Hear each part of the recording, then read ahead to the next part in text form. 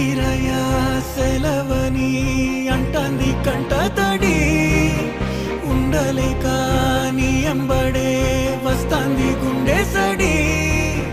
గురుదేవుడికా ఇంతటి శోకం వెలివేసి